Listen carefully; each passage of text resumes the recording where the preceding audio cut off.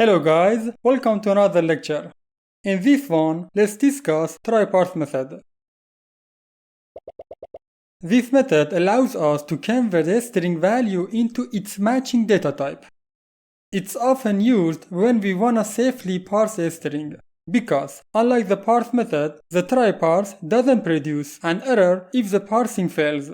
Instead, it returns a boolean value to indicate whether the parsing was successful or not. It also provides an out parameter to store the parsed value. By the way guys, we'll talk about the out parameter in the intermediate course. Okay, let's show you an example of parsing an int number. Suppose we have a string value and we wanna convert it into an int number. We can use the try-parse method to parse a string 28 as an int number.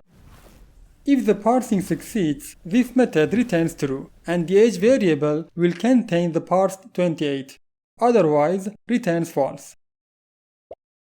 Then, we can use an if statement to check whether the string age value is a valid number or not, which in this case, the try-parse successfully parses a string age to an int value.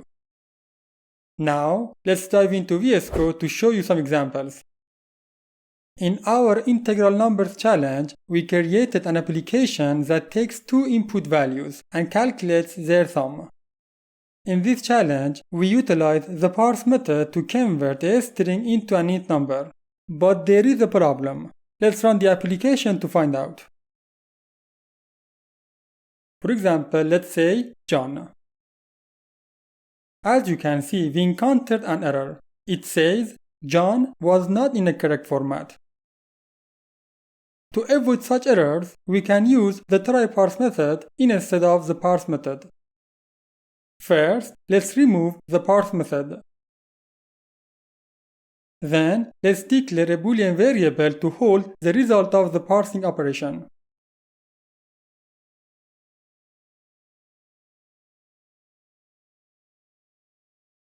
Now, let's pass the string first number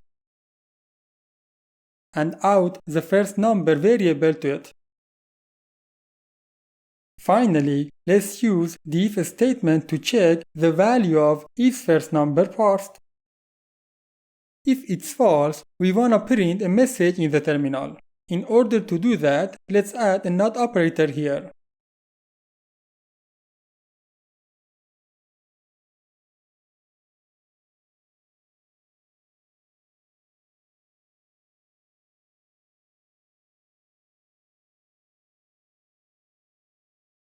This condition evaluates to true if its first number parsed is false, and false if the is first number parsed is true. So, the if statement will execute the code inside its block if its first number parsed is false. Alright, now let's do the same for the second number.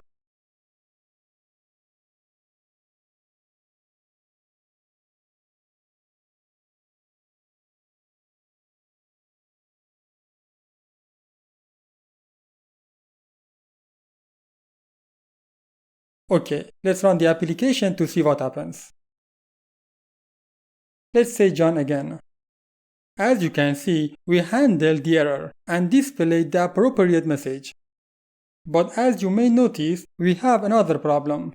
The application asks us to enter the second number, while the first number was not valid. In such cases, we should terminate the application. To terminate this application, we can utilize the return statement, which will be covered in the upcoming lectures. So, let's terminate the application here and here. Now, let's run the application once more. Let's say John again. As you can see, the application ends after showing the message. Alright, let's test it out again. This time let's put 7 and 8. Okay, as you can see, we get 15. Let's try again, but this time with an invalid value for the second number. Alright, we get the expected result. Now, can you guess how we can simplify this piece of code? Okay, we can simplify this piece of code by putting the try_parse method directly inside the if statement. This is because this method returns a boolean value, and as we mentioned in the previous lecture, the key thing is that the expression in the if statement must result in either true or false. Okay, let's do the same for the second number.